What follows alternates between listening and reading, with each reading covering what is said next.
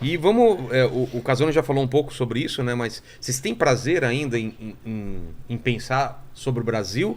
Ou gera um pouco de angústia, de tristeza? Qual é a sensação de vocês que estudam, que são obrigados a estar toda hora debruçando sobre a política, sobre a economia, sobre essas coisas e pensar sobre isso? Isso traz o que para você? Qual é a sensação que traz? Quer falar, Elias? Eu vou começar com uma frase quase que pronta, né? Porque eu acho que desde o Homem da Caverna até o Homem Novo, que seria o comunismo, né? Existe uma escola maternal de humanismo, né? Ou seja, esses milhares de anos de evolução humana, entre o Homem das Cavernas e até o comunismo, na minha opinião, é uma escola maternal de humanismo, e num ponto desse processo você se reconhece como ser de uma comunidade. Certo. No meu caso, brasileiro. Então, eu me enxergo como brasileiro, eu sou um patriota mesmo de fato, ou seja, eu sou nacionalista de esquerda, né? E eu amo loucamente meu país. Então, eu tenho orgulho de ser brasileiro, assim, o verde e amarelo é nosso, né? Então, para mim, é prazer estudar o Brasil, estudar a história do Brasil e fundo nas raízes da nossa formação econômico-social, na coerência interna, nas leis de movimento que regem a formação da nossa sociedade, né? E é evidente que como eu falo por mim, né? Eu como um nacionalista que me vejo como tal, ou seja, eu chego ao socialismo, ao marxismo, pelo nacionalismo, que é um caminho diferente da maioria dos marxistas, né? Eu chego no socialismo por causa do nacionalismo, porque eu acho que somente o socialismo pode a realização da nação só pode ocorrer no socialismo, acho, na minha opinião, né?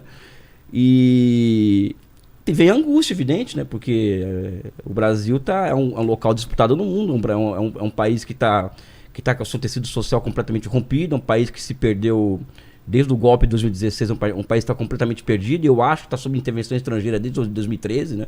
Eu tô esticando a corda para o debate mesmo, entendeu? Tá. Sabe? Então isso causa muita angústia na gente, né? Sabe? Hoje o mundo, cada país, China, Rússia, Estados Unidos, todo mundo se reposicionando para a defesa dos seus respectivos blocos de capitais no mundo, né? Isso que gera guerra na Ucrânia. Isso dá para perceber, tá tendo uma movimentação Não, grande. E o Brasil assistindo. Sabe? E o Brasil é completamente sem uma estratégia nacional de desenvolvimento, né? Como diria o Ciro Gomes, né? Então isso me causa muita angústia, né? Nós perdemos isso, né? Ou seja, aquilo que vem de Zé Bonifácio, por exemplo, que passa por Getúlio Vargas, passa por Juscelino e passa pelo próprio Lula de 2002, 2013 e Dilma, se perdeu, né?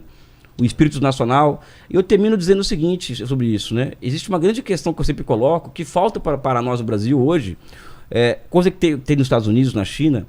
Primeiro, nós passamos por uma fragilidade ideológica muito grande. Os nossos intelectuais acham que o Brasil é uma mera expressão geográfica. O serviço público em si, ou seja, aquelas camadas de juízes, promotores, aquela alta camada, não é patriota de fato, não vê isso como, não vê o Brasil como um país a ser construído, é o serviço público mesmo de fato, né? Então nós temos essa fragilidade ideológica muito grande, né? E falta uma ideologia para nos significarmos, né? Ou seja, o Brasil não tem uma ideologia nacional. E todos esses países têm uma ideologia nacional que os significa para si mesmos e para fora, e falta isso no Brasil. Então a busca por uma ideologia que nos signifique perante nós mesmos e diante do mundo é algo fundamental para a construção do país. Como que a gente define o que é ideologia? Porque é uma palavra que para cada pessoa pode ter um significado. O que é ideologia? Eu acho que... E mais, inclusive o que você falou, uma ideologia do país. Eu acho que... Eu vou falar em termos filosóficos, tá. Infelizmente, não vai ter jeito. Nós temos a capacidade de buscar o que historicamente foi se constituindo e que pode ser observado como universal no particular. Então você pega, por exemplo, as grandes almas que o Brasil construiu, como Zumbi dos Palmares, como Zé Bonifácio, Getúlio Vargas, JK, ou seja, o Brasil tem várias grandes almas que o Brasil construiu durante o seu processo de construção. E você, ao perceber o que une cada uma delas, você vai chegando a um corpo de ideias, um corpo de pensamento, de subjetividade, que acaba aqui nos formando enquanto pensamento nacional, enquanto ser nacional. Ou seja, existe uma linha de continuidade de ruptura entre Zumbi dos Palmares e Zé Bonifácio, até Dom Pedro I, o caso da independência, ou seja, os lutadores da abolição, a Revolução de 30, ou seja, que para mim é um marco fundante da nação brasileira, a Revolução de 30, ou seja, é um marco civilizacional importante. As eleições do Lula em 2002, eu acho que é um marco civilizacional importante para nós, ou seja, é buscarmos qual que é a linha de continuidade de ruptura nesses processos todos, para formar uma ideologia nacional a partir disso, né? Então nós temos que se aprofundar em história, né? Ou seja, qual que é a nossa história de fato, né? Entendi. Não negar a nossa história, né? Então é um trabalho difícil, um trabalho que é sabotado. Né? Falar bem do Brasil hoje pega até mal às vezes, né? Ou seja, falar bem do passado do Brasil, né? Pega até mal em muitos lugares, né? O negócio é falar mal do Brasil, dá mais público, né? Então eu vejo assim, não é um fanismo não, mas eu vejo que falta isso pra nós, né? Tesão pelo Brasil, sabe? Esse país pode dar certo, né? Enfim, fica agora com César? Não, se eu tenho prazer em fazer o que eu faço, seguramente tenho muito prazer, cara, e muita angústia também, Vilela. Precisamente por esses motivos que o Elias acabou de ressaltar. Você vê, existe toda uma reorganização geopolítica global. Casarões é o craque da vez para falar a respeito disso, mas você tem em diferentes países uma discussão muito mais produtiva. Uma discussão, por exemplo, se você avaliar essa obra que ele te dá de presente, você vai perceber como, a partir de Deng Xiaoping, por exemplo, houve toda uma reformulação em termos institucionais e que a China começa a adotar uma série de medidas, para não falar na frente do autor aí, que foram capazes de promover uma série de avanços e colocar de forma ultra resumida... Os caras viram que tinha um problema vários problemas você graves. Cria uma burocracia de gente que pensa problema, de gente que vai endereçar aquilo que é pertinente, entende? Você cria uma rede estatal de financiamento de bancos estatais que são capazes de financiar desenvolvimento de tecnologia e pesquisa.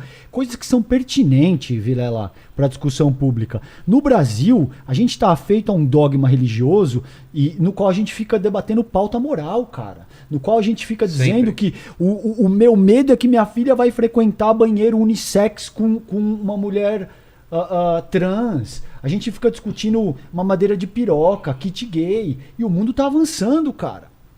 As pessoas estão investindo aí em supercondutores, nano não sei das quantas, tecnologia que emula o sol. Inteligência artificial. E todo esse tipo de coisa, cara. Então, a minha angústia... enquanto jornalista, enquanto escritor, provém do fato de perceber que a gente está ficando para trás. E a gente está ficando para trás de uma forma muito séria, entende? Você tem todo um processo de reorganização geopolítica, não por acaso você tem essas tensões que estão se produzindo. Sempre houve tensões, isso não é fato. A gente estudou isso com o Casarões, não na disciplina dele, mas como, por exemplo, desde Tucídides, cara. Isso é entendeu? Na medida em que você tem uma potência surgindo e uma potência já consolidada, as tensões que se criam, guerra do Peloponeso, esse tipo de coisa. Mas a minha principal dor é perceber que, independentemente do bolsonarismo, o Brasil caminha ou corre o risco de se tornar uma espécie de teocracia fundamentalista, dogmática, que não discute os pontos fulcrais que deveriam ser discutidos para o nosso desenvolvimento, entende? Mas eu sinto muito prazer naquilo que eu faço e tem algum nível, sem dúvida, de angústia, de tensão por conta disso que eu acabei de salientar, cara. Vilela, só para complementar uma coisa que os dois disseram, a China foi o primeiro país do mundo a estabelecer concurso para servidor público. Isso... 1.500 anos atrás. 1.500 anos atrás. Os mandarins. 1.500 anos a China tem uma... Isso. Vocês querem discutir ditadura e democracia, esquece isso da China. Né? Tá. E tem uma coisa interessante, porque a China, ela tem... Quer dizer, toda a discussão de meritocracia, no sentido do conhecimento filosófico, etc., nasce na China medieval, na China antiga, que é quando justamente a burocracia chinesa se formou. O que os caras tinham que saber, os mandarins chineses? Tinham que saber filosofia confucionista, tinham que saber, sabe, coisas profundas sobre a civilização da China. Era um exercício profundo de conhecimento histórico. Aí pega um concurso público aqui, eu não estou criticando, dou aula para preparação para diplomata, quer dizer, mas se você pegar a maneira como o nosso servidor público é condicionado a estudar, passar em concurso, etc., é uma repetição quase que mecânica de conhecimento filigrana de direito administrativo, não sei o que, português. Quando a gente poderia estar investindo num tipo de seleção de pessoas muito mais profundo.